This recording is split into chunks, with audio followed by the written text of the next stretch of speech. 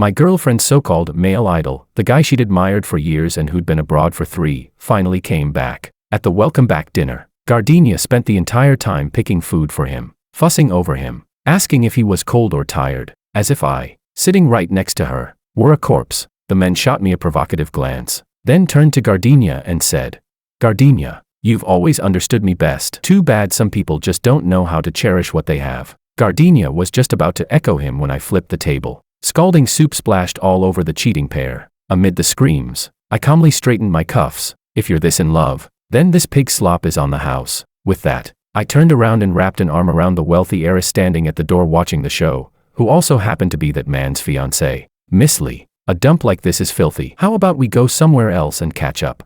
Chapter 1. Truth be told, before I flipped the table, I had already endured 40 full minutes. In those 40 minutes, Gardenia didn't look at me once. Her chopsticks seemed to have eyes of their own, precisely picking up the river prawns Adrian loved most, peeling the shells, dipping them in vinegar, and placing them into his bowl. The movements were so practiced that it made me feel like the one who'd slept beside her for the past 3 years wasn't me, but this man who had landed from France less than 3 hours ago. "Adrian, your stomach isn't great. You must not be used to cold food overseas. Eat something hot." Gardenia's voice was so gentle it could practically drip water. I'd only ever heard her use that tone when she asked me to buy her that Chanel hobo bag. Adrian wore a linen shirt that looked expensive, the collar casually open, exuding a cynical, artsy vibe. He enjoyed Gardenia's attentiveness, yet his gaze drifted toward me, 3 parts amusement, 7 parts provocation. "Sean, right, I've heard Gardenia mention you." He lifted his wineglass but made no move to toast me, just swirled it in his hand. "I hear you're in finance. Not bad. Making money isn't shameful. It's just that we artsy types don't really understand those number games of yours. All reeking of money." My hand paused mid-cut on the steak. Reeking of money. The 28,000 yuan designer coat Gardenia was wearing, the latest iPhone in her hand, and this welcome back dinner costing over 2,000 per person. Which one of those hadn't been paid for with that very money stink of mine? Before I could speak, Gardenia got anxious first. She lightly scolded Adrian, tapping the back of his hand. "Adrian, don't say that. Sean is a bit vulgar." "Sure, but he's honest. He's taken good care of me these past few years." Honest, vulgar. Those 2 words landed like precise slaps across my face. I put down my knife and fork, wiped my mouth with a napkin, and looked at Gardenia with a half smile. "Taken care of you? You mean helping you pay off the 50,000 in credit card debt someone left behind 3 years ago? Or covering the monthly payments on that Panamera?" The air in the private room froze instantly. Gardenia's face flushed red. She hadn't expected me to bring up money in front of Adrian. To her, talking about money was the most hurtful and undignified thing in the world. "Sean, what do you mean by that?" She slammed her chopsticks down, eyes blazing. "Today is about welcoming Adrian back. Why bring up all that old crap? Are you even a man? Do you have any sense of proportion at all?"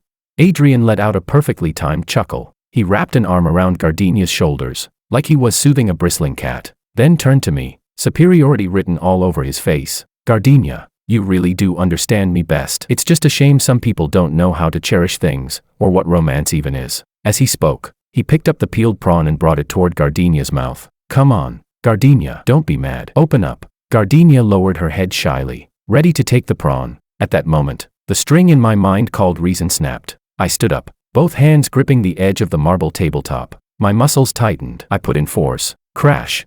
The massive noise made the entire private room shake. An entire table of exquisitely prepared dishes, along with the scalding Buddha jumps over the wall. Red wine and seafood traced a filthy arc through the air, then landed squarely on the cheating pair. "Ah!"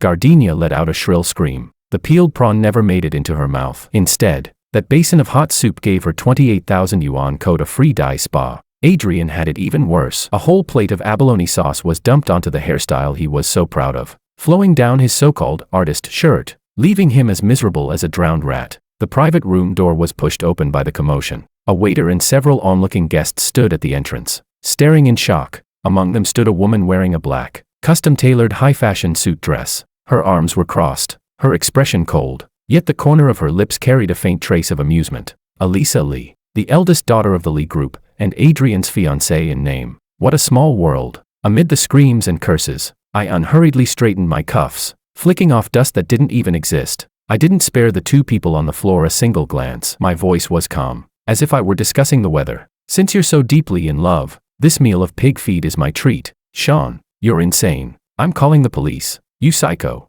Gardenia screamed hysterically while shaking vegetable scraps off her body. I ignored her completely and walked straight toward the door. When I passed by Elisa, I stopped. I reached out and naturally wrapped an arm around her slender waist. Her body stiffened slightly, but she didn't dodge. Instead, she tilted her head and raised an eyebrow at me. Miss Lee, I said with a smile, looking into her sharp, intelligent eyes.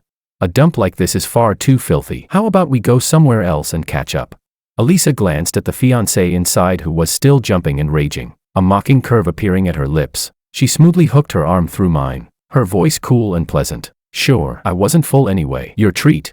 Chapter 2. Once we stepped out of the restaurant, the night wind hit me, and the adrenaline rushing through my veins finally eased a little, but I didn't regret it. If anything, these past 3 years had never felt as clear-headed and liberating as this moment. Elisa's arm was still linked through mine, with no intention of letting go. It wasn't until we got into her black Maybach that she released me, leaning back against the leather seat and turning her head to study me. Sean, senior investment manager at Taiga Capital, a well-known asset reaper in the industry. She recited my resume with precision, her gaze carrying a hint of scrutiny. Didn't expect your taste to be this bad. I fastened my seatbelt and let out a self-mocking smile. Miss Lee, you flatter me. Who hasn't been blind a few times when they were young? That said, your taste isn't exactly stellar either. I was referring to Adrian. Elisa didn't get angry. She reached into the armrest box, took out a pack of women's cigarettes, pulled one free, and toyed with it without lighting it. A family-arranged engagement. The old man misjudged him, thought someone in the arts would be refined. Who knew he'd turn out to be an empty suit? Her tone was filled with disgust.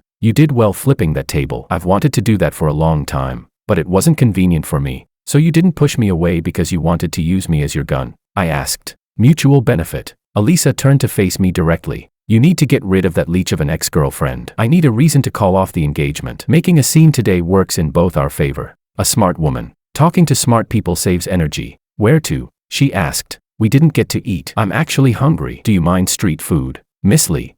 Elisa Lee started the car, the engine letting out a low growl. Lead the way. Half an hour later, an old, well-known wonton stall, the Lee family's heiress, worth billions, was sitting at a greasy folding table, copying my moves and dumping a huge spoonful of chili oil into her bowl. How much does Adrian owe? I asked suddenly. After eating a wonton, Elisa paused mid-motion and looked up at me. How did you know?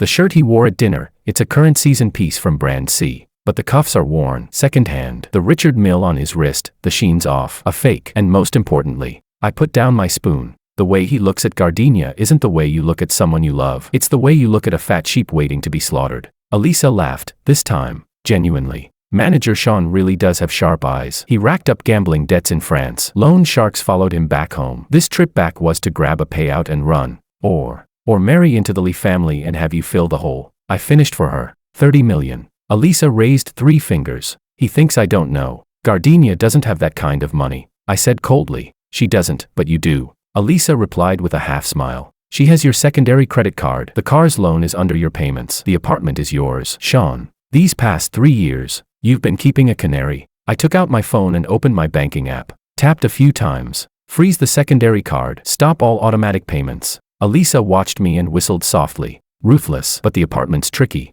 isn't it? Her name's on it. Her name. I sneered. When I bought it, I planned ahead. It's notarized as premarital property. Adding her name was just to put her at ease. She only has the right to live there. No ownership. Anne. My eyes turned icy. The down payment was mine. The mortgage was mine. If she dares to make trouble, I'll make her cough up 3 years' worth of rent. Elisa looked at me, a flicker of admiration passing through her eyes. Looks like I don't need to worry about you going soft. Just then, my phone started vibrating like crazy. Gardenia flashed on the screen. It buzzed more than 10 times in a row. I didn't answer. I muted it and placed it face down on the table. Not picking up, Elisa asked. Let the bullets fly a little longer, I said, sipping the hot broth. If I answer now, it'll just be her screaming. The real show starts when she realizes her card won't go through. Chapter 3. Sure enough, less than 10 minutes later, my phone vibrated again. This time it was a WeChat notification. Gardenia sent a barrage of voice messages, mixed in with several photos. In the photos, Adrian was still awkwardly wiping grease off his body, while a close-up of the bill was taken crystal clear. That dinner, plus a few good bottles of wine, 24,000. Add the damaged tableware and cleaning fees, and the restaurant demanded another 5,000. Total, 29,000. I tapped the first voice message. I didn't hold the phone to my ear. I put it straight on speaker. Gardenia's shrill voice exploded over the wonton stall. Sean, you stopped the secondary card. Are you even human? You pick now to cut off my card. All the waiters are staring at us. Transfer the money right now. You already made Adrian look like this. You're seriously going to make him pay. Send me 30,000 immediately, or this isn't over. Don't even think about coming home tonight. Elisa, listening to this righteous screaming, nearly spat out her wontons. That lung capacity. She commented, what a waste not going into opera. I didn't reply. I simply blacklisted Gardenia. Then I opened Alipay and transferred €1 to her. Note, breakup fee. Also, I'm not paying for that pig feed. Whoever ate it pays for it. Elisa raised an eyebrow at my move. €1. That's brutal. You're humiliating her. Not really. At market price, the pork in that meal is worth about that much. I wiped my mouth and stood up. Let's go. Miss Lee, I'll take you home. I've got some packing to do. Packing. I'll let her live in that place for a few more days. It's filthy. I don't want it anymore. By the time we reached my apartment building, it was already 10 at night. Elisa rolled down the window and looked at the brightly lit high-rise. Need help. The Lee family has a few excellent lawyers. They're very good at property disputes. Thanks. But that'd be overkill. I waved her off. When it's time to really deal with Adrian, I'll come to you. Elisa handed me a business card. There was only a private phone number on it. Anytime. Sean, don't disappoint me. The Maybach disappeared into the night. I stood downstairs and lit a cigarette. Looking at the window that I once called home, I felt nothing at all. The elevator climbed to the 16th floor. I pressed my finger to the scanner. Beep. Fingerprint verification failed. I tried again. Beep. Fingerprint verification failed. Then the password. Incorrect password. Heh. Gardenia worked fast. In less than 2 hours, she deleted my fingerprint and changed the code. So this was her plan, lock me out and teach me a lesson. Muffled voices drifted from inside. Gardenia, this isn't a good idea. He bought this place. After all. Adrian's voice, dripping with affected delicacy. What are you scared of? My name's on the deed. This is my apartment. He went crazy tonight and made you look like that. He needs to learn his lesson. Let him kneel outside all night. But, that 20-something thousand. I paid it on my credit card. Oh, Adrian, don't worry. When he comes back tomorrow to apologize, I'll make him pay you back double. He's just a simp. Leave him hanging overnight and he'll behave. Standing outside the door, listening to them, I was so furious I laughed. Make me kneel outside. Pay back double. Gardenia, did you really think I was still that Sean who revolved around you like a pathetic simp? I took out my phone and dialed the property manager. Manager Wong. This is Sean, the owner of Unit 1602. Yes, I forgot my key, and the password doesn't work. Please bring a few security guards up. I need to force the lock. Oh, and help me check. Were there any non-residents registered coming in tonight? There were? Perfect. Call the police too. Say there's been a break-in, home invasion and robbery. I hung up and leaned against the door, lighting another cigarette. 5 minutes later, the elevator doors opened. Manager Wong came running up with 3 burly security guards, even carrying riot control forks, all slightly out of breath. Sir, are you okay?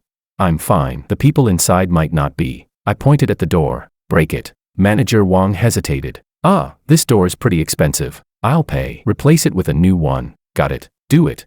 The 3 guards didn't waste a word. They grabbed the breaching tools and went to work. Bang, bang, crash. Amid the thunderous impacts, the expensive security door burst open. I stepped over the broken door panel and walked into the living room through the swirling smoke. On the sofa, Gardenia and Adrian, both in bathrobes, looked like 2 startled quails, staring in terror at me as if I were a demon. Adrian was wearing my bathrobe. Say, Sean, what are you trying to do? Gardenia shrieked as she jumped up. I exhaled a ring of smoke, my gaze icy as it swept over them. What am I doing? I said calmly. Catching thief. Chapter 4. Thief. What thief? Sean, are you insane? This is Adrian. Gardenia stepped in front of Adrian, shielding him like he was some priceless treasure. Behind me, the security guards exchanged awkward looks. Manager Wong rubbed his hands nervously. Sir, this looks like someone you know. I ignored Manager Wong and walked straight to the sofa, yanking away the Hermes wool throw that Adrian had been sitting on. I'd carried it back from Europe myself just last month. Manager Wong, this man is not a registered resident. He entered without my consent, is wearing my clothes, and using my belongings. If that's not theft, what is? I turned my gaze to Adrian's wrist. There was a green submariner there. My watch. Oh, so, great artist Adrian, weren't you above the stench of money? I sneered. Then why are you sneaking around wearing my watch?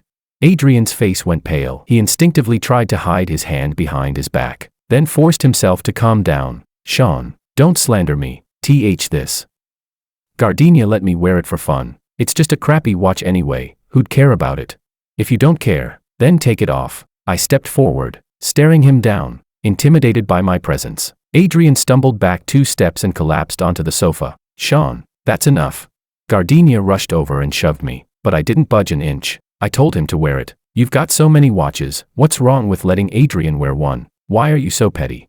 Her sheer self-righteousness was laughable. My things, I'll give them to whoever I want, even if I feed them to a dog. That's my business. But taking my belongings without my permission and giving them to some random man, that's called stealing. I turned to Manager Wong. Did you call the police?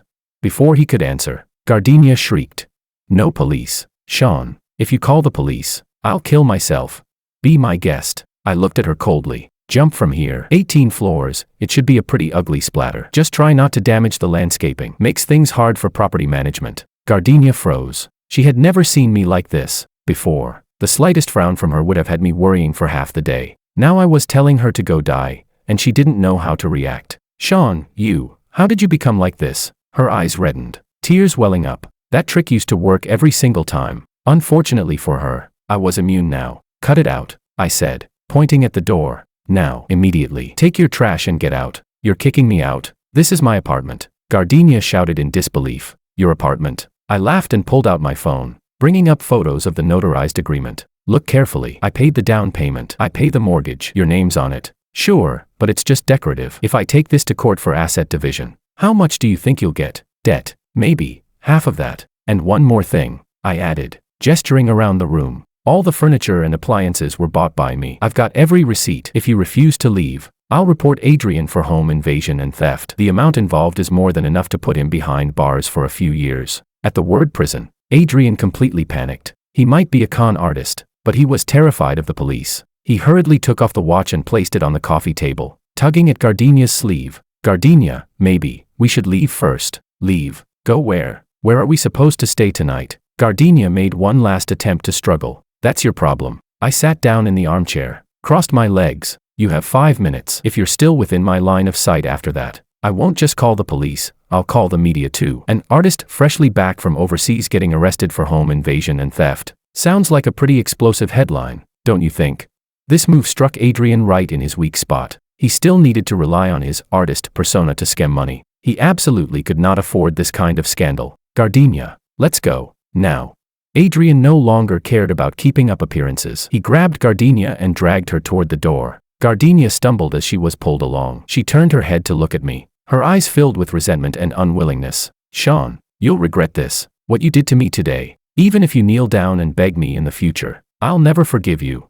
I didn't even lift my eyelids. Close the door on your way out. No need to shut it too tight. It's getting replaced anyway. The two of them fled in a sorry state. The room finally fell quiet. Manager Wong wiped the sweat from his forehead. Sir, then, thanks for your hard work. I took 1,000 yuan in cash from my wallet and handed it to Manager Wong. Get the guys some cigarettes. Have someone fix the door tomorrow. For tonight, trouble yourselves to patrol a bit more. Got it, don't worry.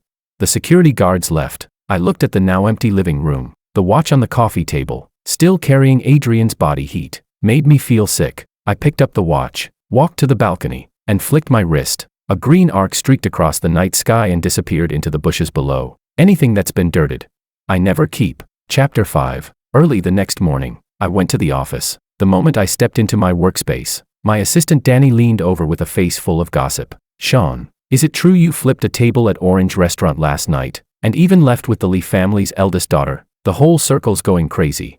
Good news never leaves the house. Bad news travels 1,000 miles. There were plenty of insiders at the dinner last night. The rumor spread faster than a stock crash. That's nothing, I said as I turned on my computer. There'll be plenty more of this kind of thing in the future. Then, what about Gardenia? Wasn't she your girlfriend of 3 years?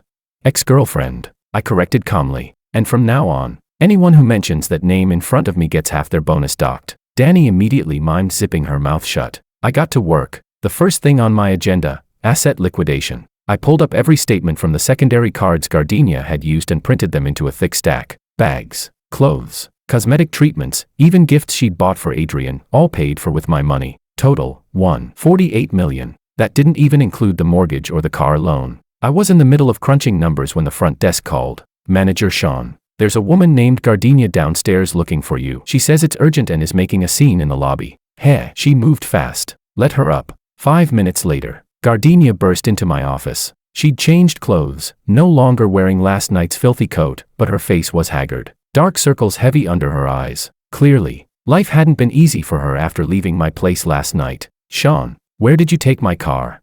She slammed her hand on the desk the moment she walked in. I went to the garage this morning and it was gone. Did you have it towed? The Panamera was mine. I bought it, but I'd let her drive it daily to keep her happy. Last night, I hadn't just changed the door locks. I'd remotely locked the car and had a towing company haul it straight to a used car dealer. That's my car, I said without looking up. Continuing to read my report. I sold it. Sold it, Gardenia screeched. That was a birthday gift you gave me. A gift, I sneered. Was it transferred into your name? The registration's under mine. I've been paying the loan. Do I need your permission to dispose of my own assets? You, Gardenia trembled with rage. How can you be so heartless? I don't even have a car to get to work now. I have to squeeze onto the subway. What's wrong with the subway? Low carbon and eco-friendly. I tossed the thick stack of statements onto the desk in front of her. Perfect timing. Sign this. Gardenia flipped through a couple of pages. Her face instantly changed. What is this? An IOU. A breakup settlement. I tapped the number at the bottom. This one, 48 million is what you spent on my secondary cards over the past 3 years. And although the car's been sold, you still need to shoulder part of the depreciation and 3 years of loan interest. Add in rent, round it up nicely. 2 million. Are you insane? Gardenia ripped the papers to shreds and flung them in my face. We were going to get married. What's mine isn't yours. Now that we've broken up, you're counting pennies with me. Do you have any shame? Marriage was before, I replied coolly. I brushed the paper scraps off my suit. Gardenia, get the situation straight. In these 3 years, even a dog I fed would have wagged its tail at me. I fed you, and you used my money to raise another man. That's unjust enrichment, bordering on fraud. I'll give you 3 days. I stood up, looking down at her. Either you pay up, or you wait for a lawyer's letter. That job of yours at the foreign firm looks respectable, doesn't it? If your company finds out you're being sued over financial disputes, possibly fraud, how long do you think you'll keep that position? That was her Achilles heel. Someone like Gardenia cared most about her image and that so-called elite job. She was finally scared. Her tone softened, even carrying a hint of pleading. Sean, do we really have to take this that far? I know I was wrong yesterday. I shouldn't have ignored you just to save face, but there really is nothing between Adrian and me. We're just pure friends. Pure enough for him to wear my bathrobe. That was because his clothes were dirty. Gardenia stepped closer, trying to grab my hand. Sean, can we stop this? Can we make up? I'll make Adrian move out. I won't contact him anymore. We'll go back to how things were. If this had been before, I might actually have softened after hearing that. But now, looking at her hypocritical face, all I felt was disgust. Just then, the office door was pushed open. Elisa walked in on 10-centimeter heels, her presence commanding the room. She didn't even glance at Gardenia. She tossed a folder onto my desk. Manager Sean, we finished checking Adrian's background. It's even more impressive than we expected. The moment Gardenia saw Elisa, she snapped like a cat whose tail had been stepped on. Elisa, why are you here? What's your relationship with Sean? Elisa turned around, took off her sunglasses, and revealed a pair of eyes curved in a half-smile. Gardenia, isn't it obvious? I'm discussing a business deal worth several $100 million with manager Sean. As for you, she looked Gardenia up and down. Which wet market shrew wandered into the wrong place? You. Gardenia choked with anger. I picked up the folder and flipped through a few pages, my smile growing deeper. Gardenia, didn't you say Adrian was just a pure friend? I handed her the documents. Why don't you take a look at what this pure friend has been up to in France? Inside were copies of Adrian's IOUs from an underground casino in France, intimate photos of him with several wealthy older women, and even a court summons for fraud. In France, he wasn't doing any kind of art creation at all. He was circulating among rich socialites, living off scams and sleeping his way through them. This time he came back because he couldn't survive there anymore. Creditors were after him. I pointed at one of the photos. See this 50-year-old French countess, another one of his pure friends. Gardenia's hands started shaking. She stared at the photos, her face pale as paper. No, that's impossible.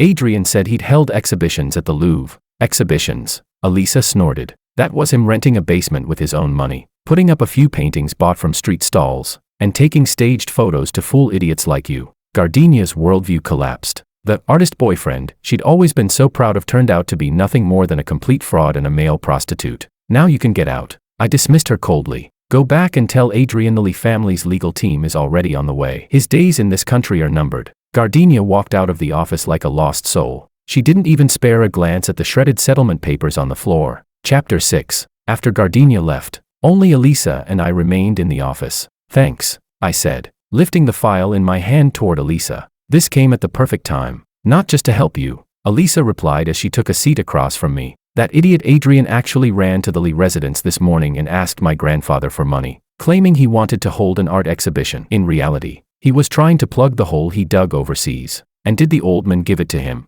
He almost did. That guy's mouth is way too sweet. He practically had my grandfather wrapped around his finger. Elisa's eyes turned cold, so I had to speed things up. Sean, there's a charity gala tonight. Adrian will be there. Gardenia probably will too. And you? I'm one of the organizers. Of course I'll be there. Elisa looked straight at me. You're coming too. I'm short one male companion. Me. I pointed at myself. Isn't that kind of event not exactly my scene? What's inappropriate about it? Elisa smiled faintly. Tonight is Adrian's last moment in the spotlight, and the beginning of his total disgrace. Don't you want to see a show like that with your own eyes?